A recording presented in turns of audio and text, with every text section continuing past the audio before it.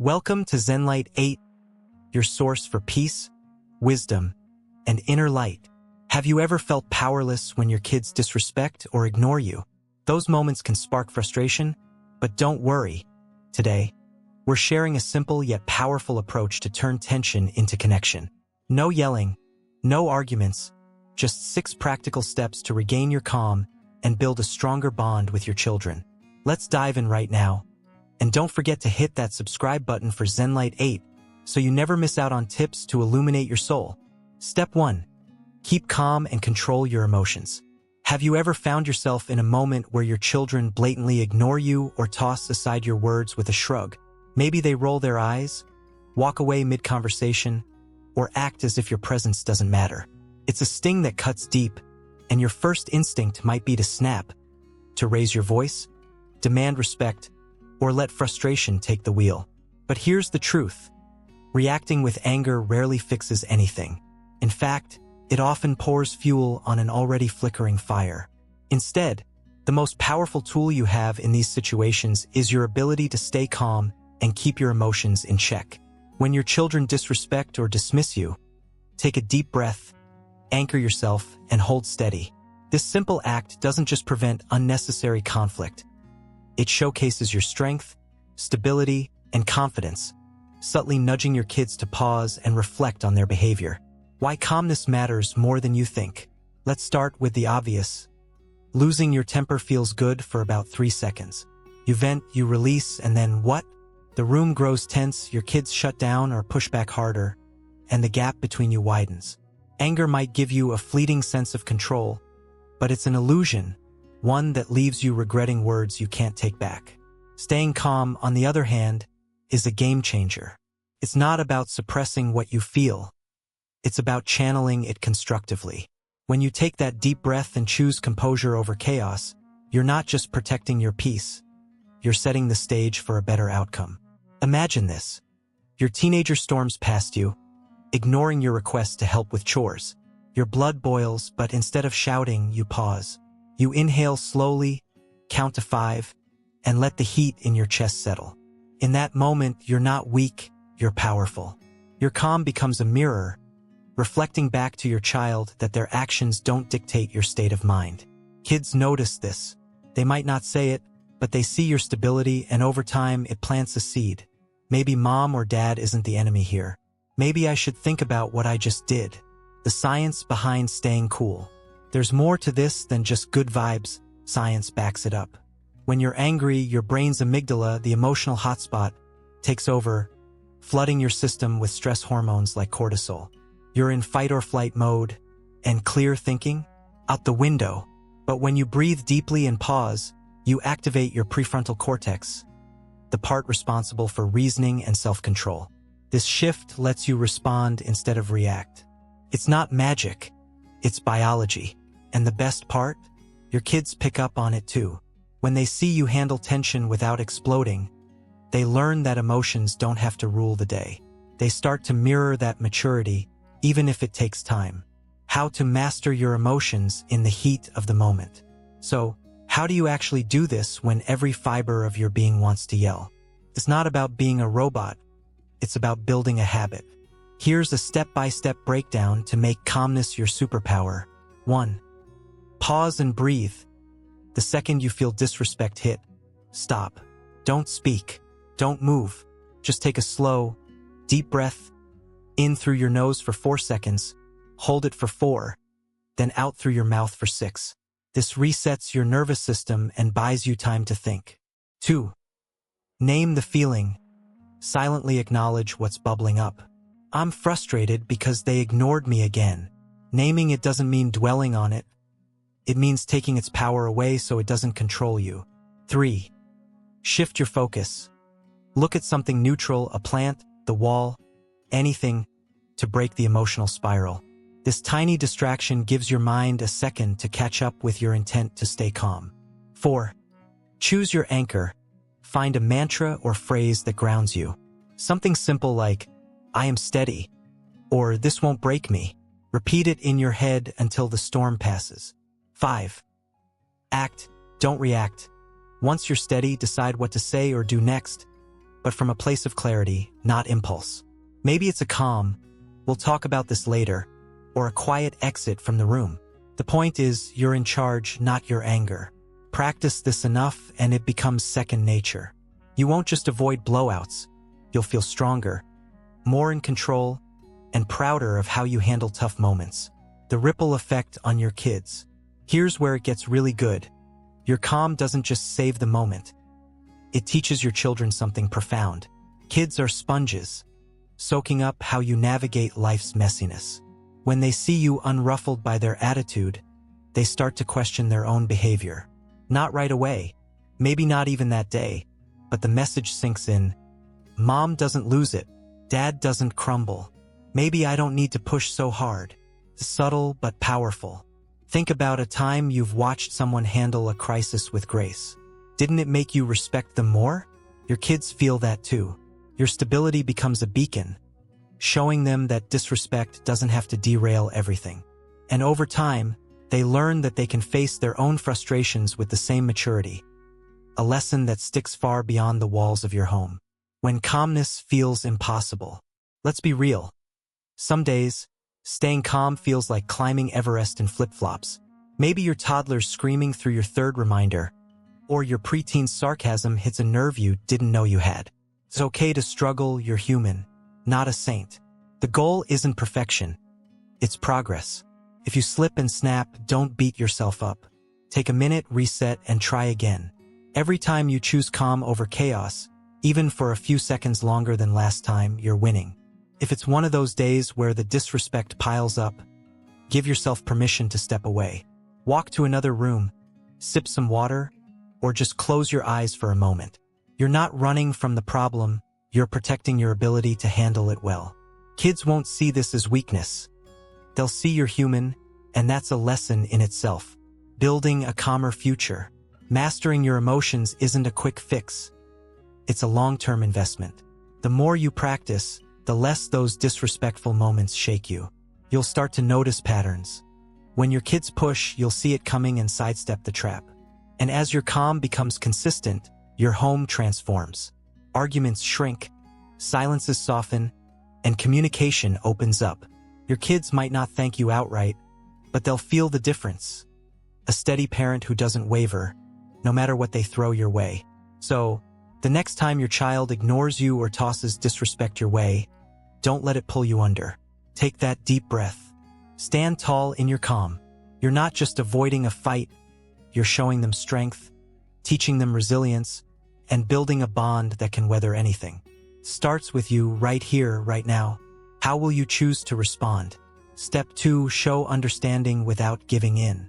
Picture this.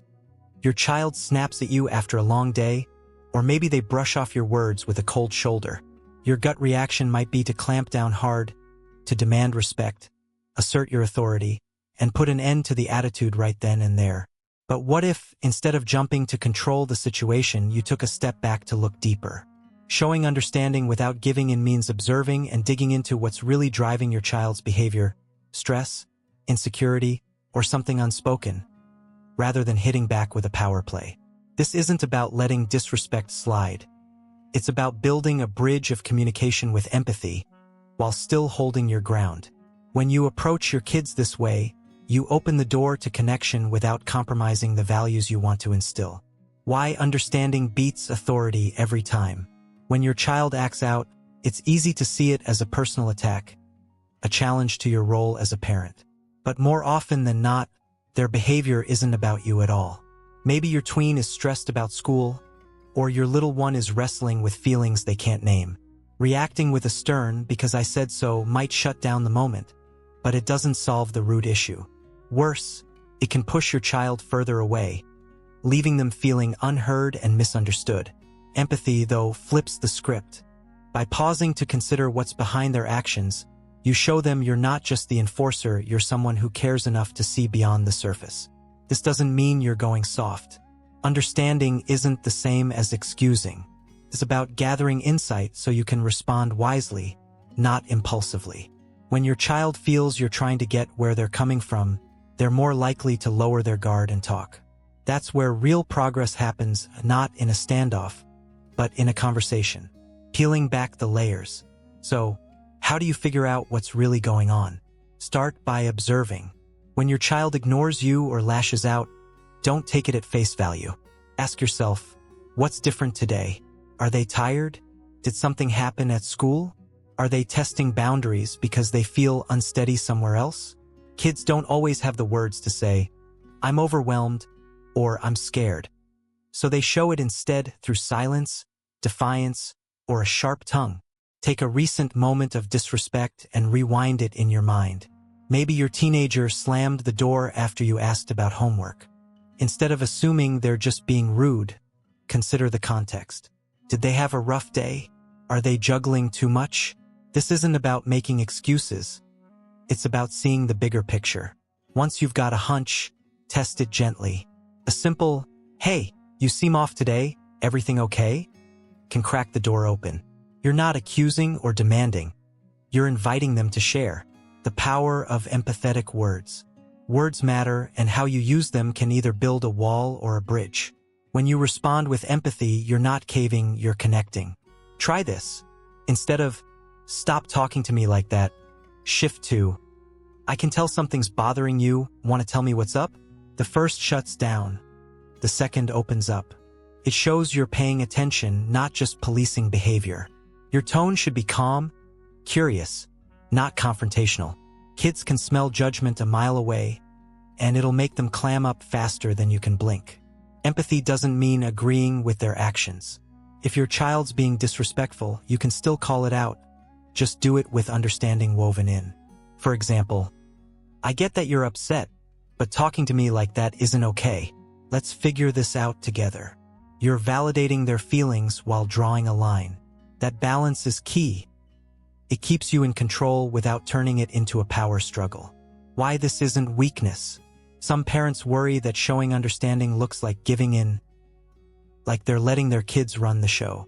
But here's the difference. Empathy isn't permission. You're not saying, go ahead and disrespect me. You're saying, I see you, I hear you, and I'm still the parent here. The strength dressed as compassion. When you refuse to escalate and instead seek to understand, you're modeling emotional intelligence, something your kids will carry into their own lives. Think of it like this. If your boss snapped at you but you knew they just lost a big client, you'd cut them some slack, right? You'd still expect professionalism, but you'd get why they're off. Kids deserve that same lens, not because they're in charge, but because they're human. Understanding their why lets you address the real issue, not just the symptom. Practical steps to show understanding. Ready to put this into action? Here's how to weave empathy into your response without losing your footing. 1. Pause before you speak. Resist the urge to fire back. Take a beat to cool off and think about what might be driving their behavior. 2. Watch and listen. Look at their body language, their tone, their eyes. Are they fidgety? Exhausted? Clues are there if you pay attention. 3. Ask. Don't assume. Use open-ended questions like, what's going on with you today? Or, is something making you feel this way? Let them fill in the blanks. 4. Reflect what you hear. If they open up, echo it back. So you're mad because your friend ditched you? This shows you're listening, not fixing. 5. Hold the line. Pair your empathy with clarity. I get why you're frustrated, but you still need to speak to me respectfully. No negotiation on that. Practice this and you'll get better at spotting the undercurrents. It's not about being a mind reader, it's about being present. The long-term payoff. When you show understanding without giving in, you're not just defusing the moment, you're building trust. Kids who feel seen are more likely to come to you when life gets messy. That snarky comment today, it might turn into a late-night chat tomorrow about something real. Empathy lays the groundwork for that shift. They'll start to see you as an ally, not an adversary, and that's when respect starts to grow naturally. Plus, you're teaching them a life skill. By watching you navigate their mess-ups with grace, they learn how to handle their own emotions and other people's with the same care. That's a gift that ripples far beyond your home. When it's hard to understand, sometimes you won't get it. Their behavior might seem random, petty, or just plain infuriating. That's okay. You don't have to have all the answers. The effort alone matters. Even if you're wrong about why they're acting out, the act of trying shifts the dynamic. They'll feel your intent, and that's enough to soften the edge. If you're stumped, don't force it. A simple, "I'm not sure what's going on, but I'm here when you're ready to talk," keeps the door open without pushing. You're still in charge, still steady, just not steamrolling. A bridge worth building. Showing understanding without giving in is about meeting your kids where they are, not where you want them to be. It's not a surrender, it's a strategy. You're trading short-term wins for long-term connection, and that's what parenting's really about. So next time your child tests you, don't reach for the gavel. Reach for insight. See what's beneath the surface, speak to it with care, and stand firm where it counts. You'll be amazed at how a little empathy can turn a wall into a bridge, one that leads to a stronger, more open relationship. Step 3. Set clear boundaries calmly. Imagine your child talks back with a tone that makes your jaw clench, or maybe they ignore your rules like they're optional suggestions. It's tempting to lay down the law with a booming voice or a pointed finger to make it crystal clear who's in charge. But here's a better way. Set clear boundaries calmly. Explain what's acceptable and what's not, pair it with consequences for crossing the line, and deliver it all with a steady, non-threatening tone. This approach doesn't just stop the behavior. It teaches your kids that actions have outcomes, while giving them the security of knowing where they stand. When you stay firm yet composed, you're not just managing the moment. You're building a foundation of respect and stability they can rely on. Why boundaries matter, and why calmness makes them stick. Kids need boundaries like plants need sunlight. Without them, they don't know how to grow straight.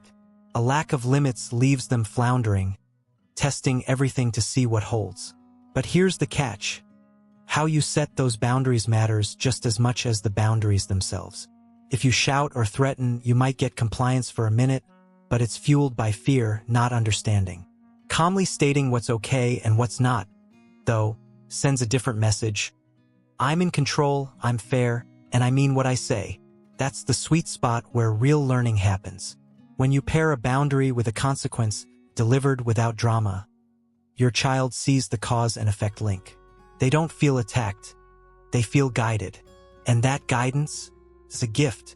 Tells them the world has rules and so does your home.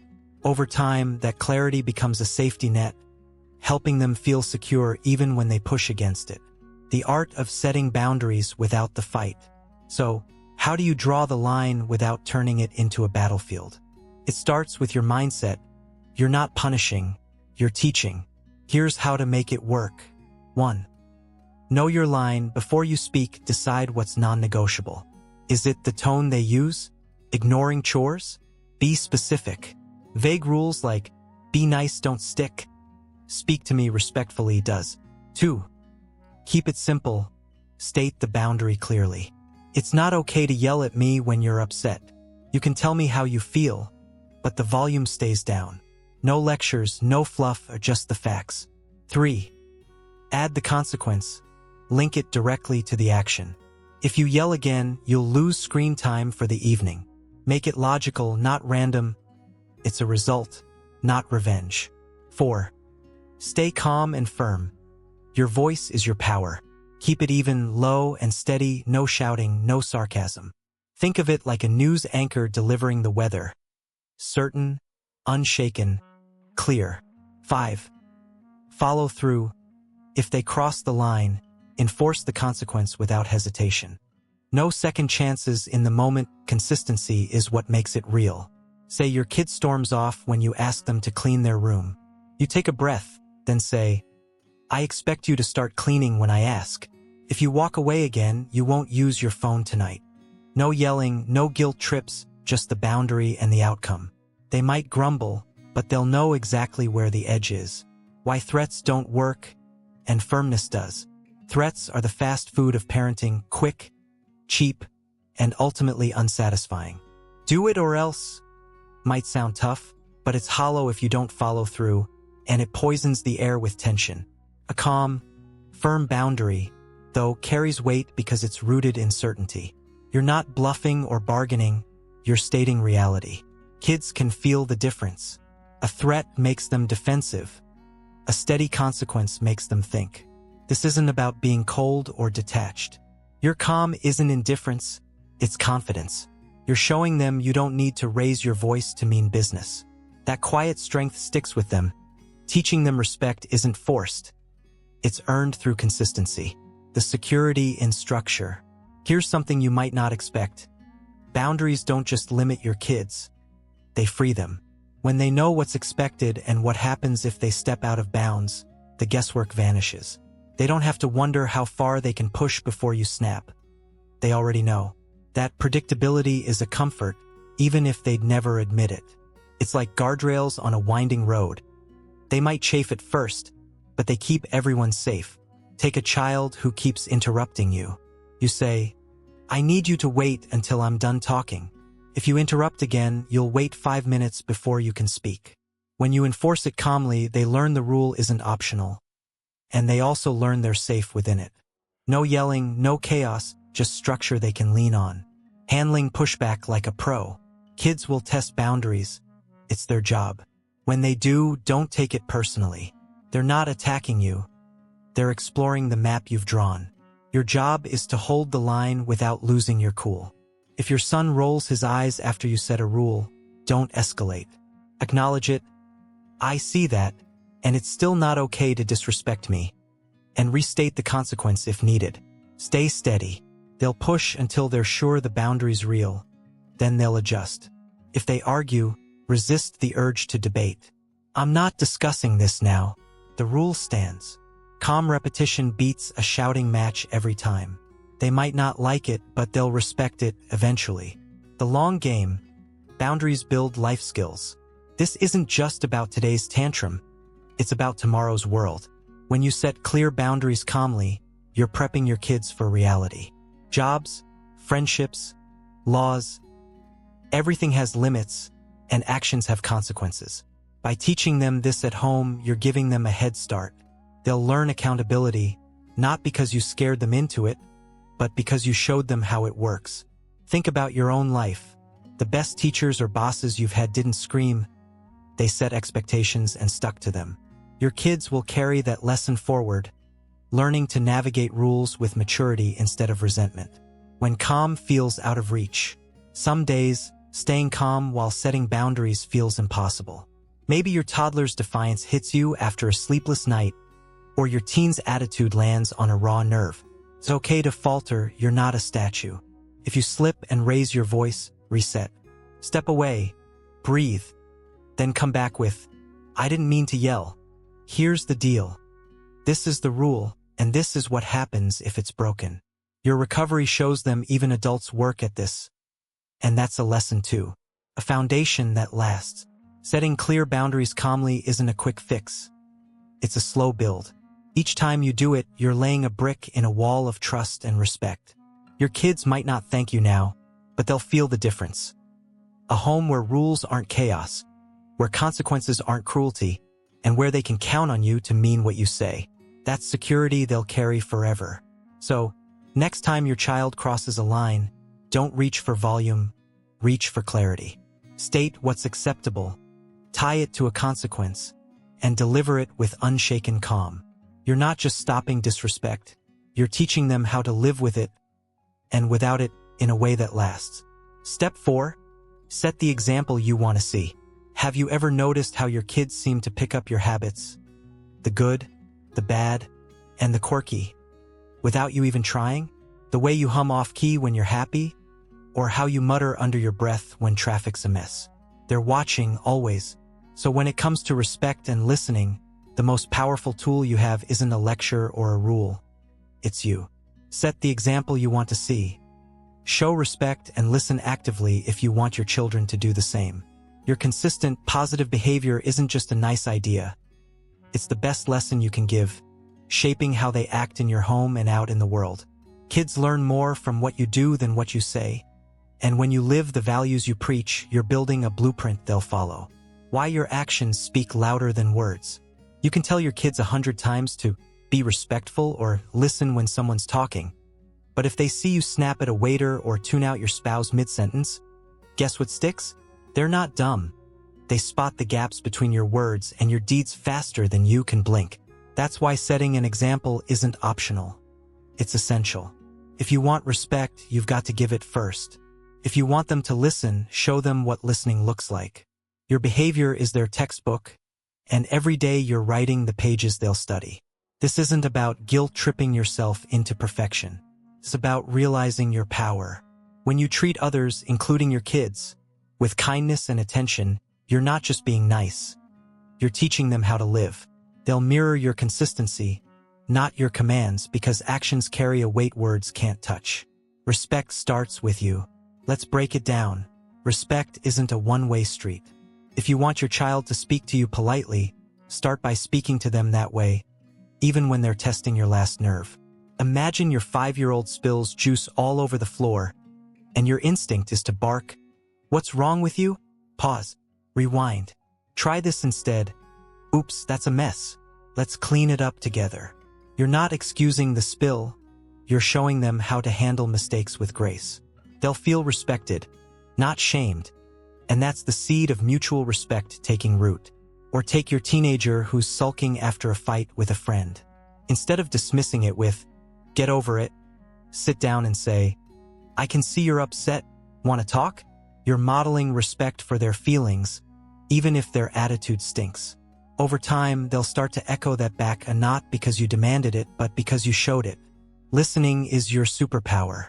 Listening's the other half of this equation, and it's trickier than it sounds. We're all guilty of half-hearing our kids while scrolling our phones or mentally planning dinner. But if you want them to tune in when you speak, you've got to give them your full attention first. Next time your child rambles about their day, even if it's the 10th story about recess, put the distractions down. Look them in the eye, nod, ask a question like, "What happened after that?" You're not just hearing words, you're showing them they matter. And when they see you listen, they'll start to listen back. This works in tense moments too. If your kid's yelling about a rule they hate, don't cut them off with, "Enough." Let them vent. Then respond, "I hear you're mad about this. Here's why it's still the rule." You're modeling how to listen through conflict, and that's a skill they'll carry everywhere. Consistency is the glue. Here's the kicker. One-off acts of respect or listening won't cut it. Kids need to see it steady day in, day out. If you're patient Monday but snapping by Wednesday, they'll notice the cracks. Consistency turns your example into a habit. There's not just yours. It's not about being flawless. It's about being reliable. When they know you'll treat them with respect even when you're tired, or listen when you're busy, they'll trust you're for real. That trust is what makes your example stick. Think of it like this. If you want them to say please and thank you, use those words yourself every time. Thank them for setting the table even if it's their chore. Say please when you ask them to grab your keys.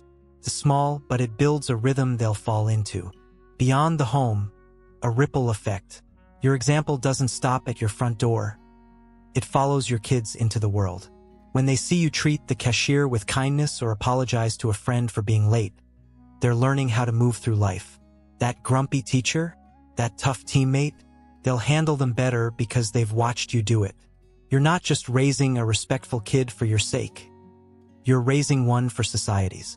I remember a friend whose mom always greeted their grumpy neighbor with a smile, even when he barely grunted back. Years later, my friend still talks about how that taught her patience. Your kids are soaking up those moments too, whether they say it or not. How to be the example every day. Ready to put this into gear? Here's how to make it practical. 1. Check yourself. Before you react, ask, is this how I'd want them to act? If not, adjust fast. 2. Model respect in action. Say sorry when you're wrong to them, to others. Thank people openly. Speak calmly, even under stress. 3. Listen like you mean it, no multitasking. Give them your eyes and ears, even for the little stuff. 4. Handle conflict well. When you argue with them or anyone, keep it civil. No name-calling, no slamming doors. Show them how it's done. 5. Celebrate their efforts. When they mirror your example, notice it. I love how you listen to your sister. That's awesome. Say your kid interrupts you mid-call. Instead of barking, "Wait!" lower the phone and say, "I'm talking right now. I'll be with you in a sec." You've shown respect and set a boundary, all in one breath. When you mess up, because you will, you're not a robot. Some days you'll snap or zone out. It happens. The trick? Own it. I shouldn't have yelled earlier. I was frustrated. And that's not how I want to talk to you. That's not weakness. It's strength. It shows them even adults grow, and it keeps your example real. They'll respect you more for it, not less. The payoff takes time. Don't expect instant results. Your 7-year-old won't suddenly turn into a polite angel, and your teen might still scoff for a while. But every time you model respect and listening, you're planting a seed. One day you'll catch them saying thanks, unprompted, or pausing to hear you out. And you'll see it. Your example took root. It's a slow burn, but it's worth it. A legacy in motion. Setting the example you want to see isn't just about fixing today's sass. It's about shaping who your kids become. You're their first teacher, their closest mirror. When you show respect and listen with intent, you're not just calming your home. You're building people who'll carry that into their friendships, jobs, and families of their own. So next time they push your buttons, don't preach, show them. Be the respect you want, the listener you hope for. They're watching and they'll follow not because you told them to, but because you lived it. Step 5. Create moments of connection outside of conflict. Think about the last time you and your child really connected, no arguments, no tension, just a moment where you felt close. Maybe it was laughing over a silly movie or chatting about nothing while making breakfast. Those moments feel good, don't they? But here's the thing. They're not just nice extras. They're essential.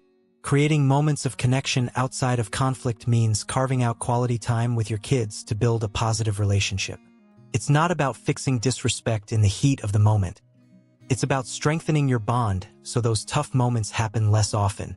A strong connection doesn't erase every clash, but it reduces their frequency and boosts natural respect over time. When your kids feel truly seen and valued, they're more likely to meet you halfway, not out of fear, but out of love. Why connection is the secret sauce. Life gets busy: work, chores, school, screens, and it's easy to let your interactions with your kids shrink to commands and corrections. Do your homework, clean your room, stop fighting. But if that's all they get from you, the relationship turns into a checklist, not a bond. Moments of connection flip that script. They're the glue that holds you together when the inevitable storms hit. When your child knows you're not just the rule maker but also the one who shares their joys, they feel safe with you. That safety is the foundation of respect. Think of it like a bank account. Every positive moment is a deposit. The more you invest, the more you can draw on when things get rocky. A kid who feels connected isn't as quick to snap or tune you out. They've got too much good stored up to throw it all away over a bad day. What quality time really looks like. Quality time doesn't mean grand gestures or expensive outings. It's about presence, not perfection. It's the 15 minutes you spend building Legos with your 6-year-old, or the car ride where you let your teen pick the music and actually talk about it. The key? No distractions. Put the phone down, turn off the TV, and focus. Your undivided attention tells them, "You're worth my time." And that sticks deeper than any lecture. It's not about forcing it either. If your kid's not a talker, don't push for a heart-to-heart. Sit with them while they game, ask about their favorite character, and let it flow. Connection grows in the quiet spaces too. A shared glance, a quick high five, a "hey, good job," when they nail something small. Those little threads weave a stronger tie than you'd think. How connection cuts conflict. Here's the magic. When you've got a solid bond, disrespect loses its edge. A child who feels close to you doesn't need to push as hard to be heard. They know you're already listening. Take a kid who's been slamming doors lately. If you've spent the weekend baking cookies together or kicking a ball around, that next flare-up might be a grumble instead of a blowout. Why? Because they've got proof you're on their team, not just their critic.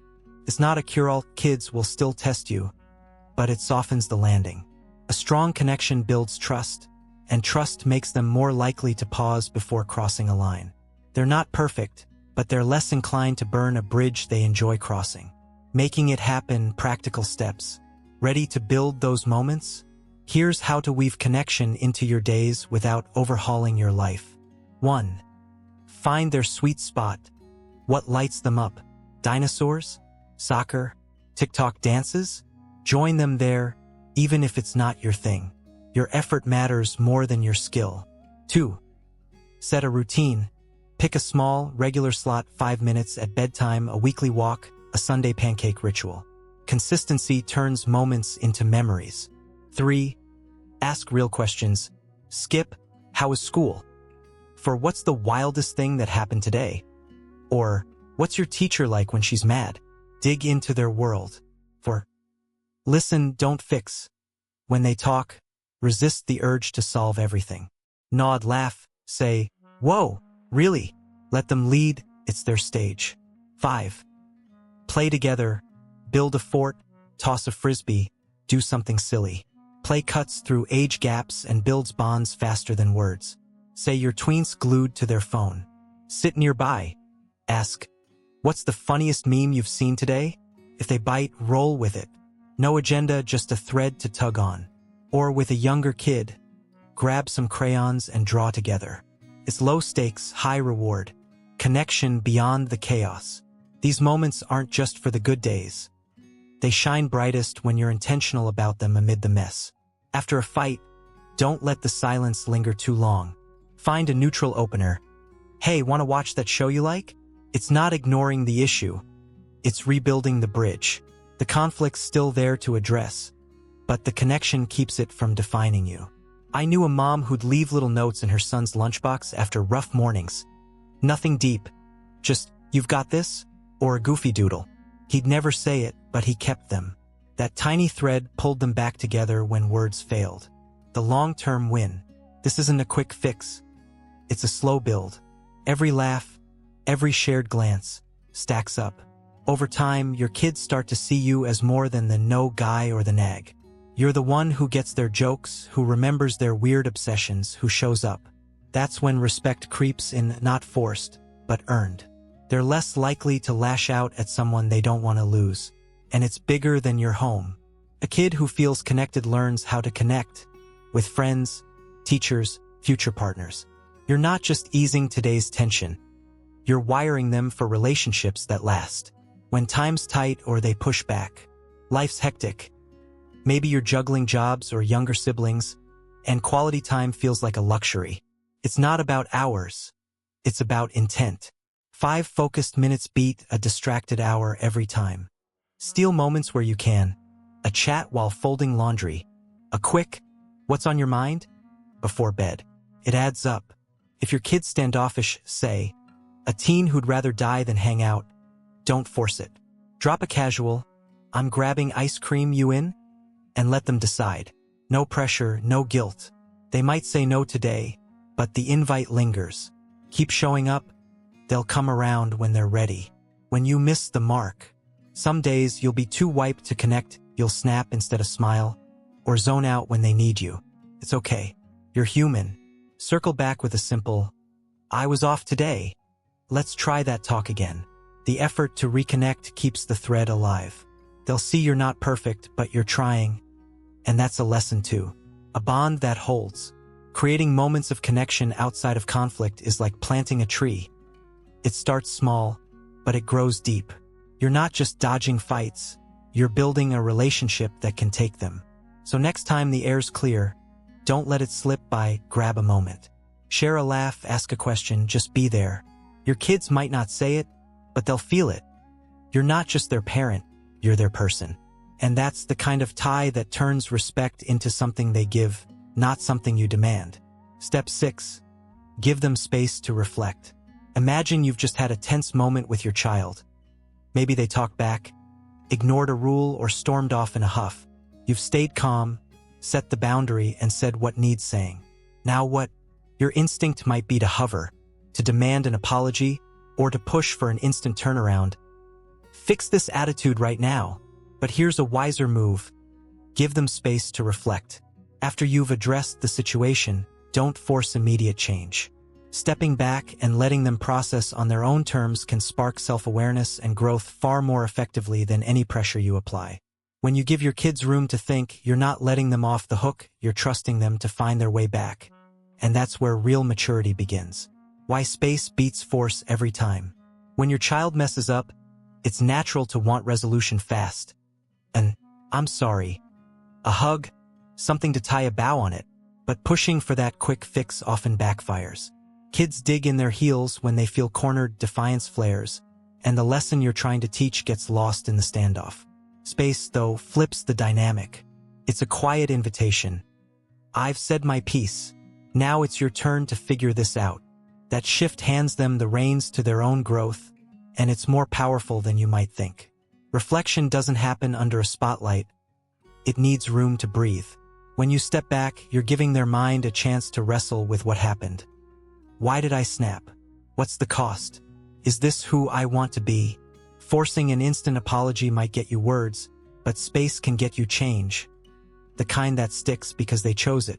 The magic of time and distance. Time is your ally here. Think about your own life.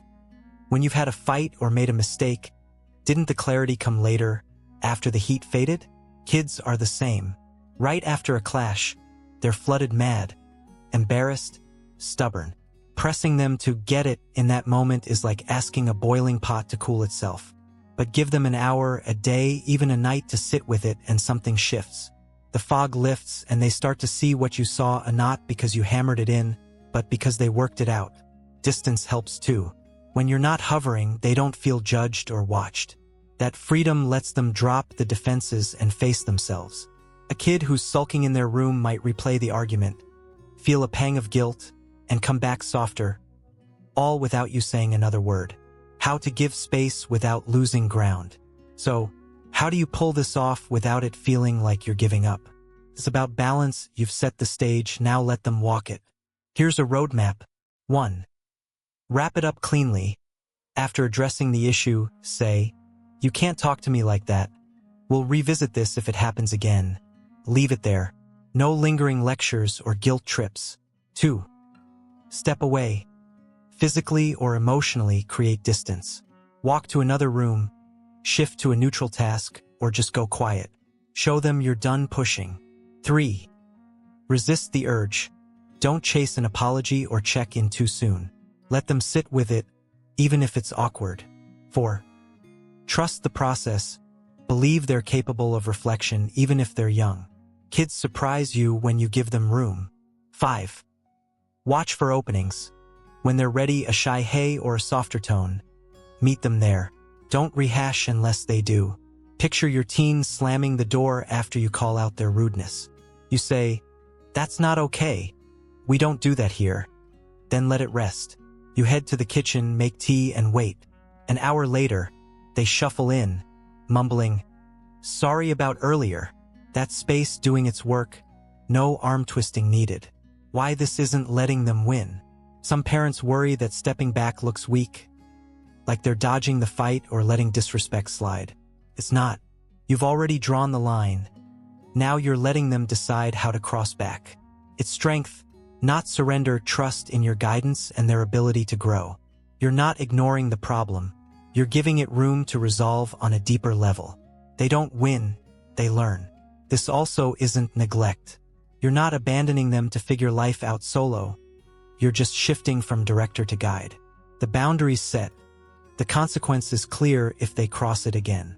Space is the bridge between your words and their understanding. The growth that comes from within. Here's where it gets beautiful. When kids reflect on their own, the lesson sinks deeper. A forced sorry is just noise. They say it to get you off their back. But a quiet realization, that's theirs. Maybe your 8-year-old thinks, "I didn't like how that felt," or your 15-year-old admits, "I was a jerk." That's not you winning a battle, it's them growing up. Self-awareness is the goal, and space is the soil it grows in. I knew a dad whose son kept sneaking snacks after bedtime. After a calm, "You know the rule, no more tonight," he left it alone. Next night, the kid didn't sneak, not out of fear, but because he chewed on why it bugged his dad. Space turned a rule into a choice. When they don't come around, not every kid reflects fast, or at all at first. Your toddler might just sulk longer, Your teen might double down.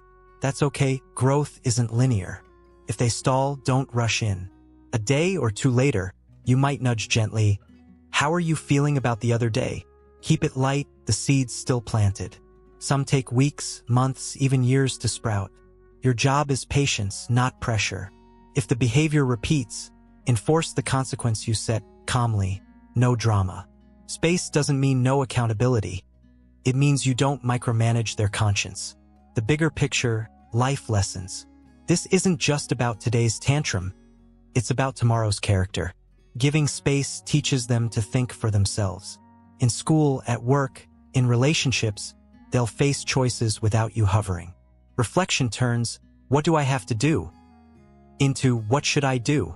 That's maturity in motion. And you sparked it by stepping back. Think of your own moments of clarity. Didn't they come when someone trusted you to sort it out? You're giving your kids that same gift, the chance to own their growth, not borrow yours. When space feels hard, letting go can sting. You might feel ignored or worry they'll never get it. Maybe you're itching to fix it now. That's normal, parenting's emotional. If you falter and prod too soon, just reset. I'll give you some time. It's a skill you build like they do. And if they're young, say preschool age, space might be shorter, a few minutes instead of hours. Adjust to their pace, but keep the principle. A quiet power. Giving them space to reflect is a slow, steady play, not a loud victory, but a lasting one. You're not just cooling a hot moment. You're raising a thinker, a feeler, someone who'll weigh their actions because they want to, not because they have to. So next time the dust settles, don't fill the silence. Let it sit. Watch them wrestle, grow, and come back stronger. They might not thank you today, but they'll carry that space and what they find in it for a lifetime. Final thoughts. Building a stronger bond with patience and purpose. Now that you've got these 6 steps in your toolkit, let's wrap up with some extra wisdom to keep your journey smooth and your connection strong. First, learn to let go of the small stuff. Not every eye roll or grumbled, whatever needs a showdown. Picking your battles saves your energy and shows your kids that peace matters more than petty wins. Next, invite them into family decisions. Whether it's choosing a weekend activity or setting a chore schedule. Giving them a voice boosts their sense of responsibility and respect, making them feel like partners, not just followers. Don't forget to shine a light on their progress, even the tiny wins. Did they say thanks without a nudge? Hold back a snarky comment? Tell them you noticed, hey, I saw how you handled that, and it was awesome. Positive reinforcement fuels more of the behavior you want to see. And here's a big one, own your mistakes. If you overreacted or misjudged, say it, I got that wrong, and I'm sorry. It's not weakness. It's strength, teaching them that growth is a lifelong gig, not a finish line. Finally, keep your eyes on the long game. Change doesn't hit overnight. It's a slow dance of patience and consistency. Every calm response, every moment of connection, every bit of space you give builds a relationship that's not just peaceful but unbreakable. There'll be bumps, sure, but with these tools you're crafting a bond that can weather anything. So how do you handle those tricky moments with your kids? You've got the know-how now. It's all about staying steady, showing up, and letting them grow into it. Before we go, we want to take a moment to thank you, our incredible Zenlight 8 family. You're the heartbeat of this channel, showing up with open minds and warm hearts to soak in these nuggets of wisdom and light. Your likes, your shares, your comments, they keep us going, and we're so grateful to be on this journey with you. If this video spoke to you, hit that like button, share it with someone who could use it, and don't forget to subscribe if you haven't already. We've got more goodness coming your way. Let's keep spreading calm, connection, and growth together. See you in the next one. Until then, stay steady and shine bright.